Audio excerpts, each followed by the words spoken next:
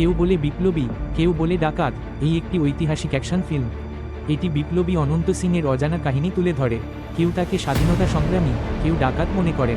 জিতের অভিনয় এই ফিল্মকে বিশেষ মাত্রা দিয়েছে। এটি অ্যাকশন এবং ড্রামার এক দুর্দান্ত মেলবন্ধন।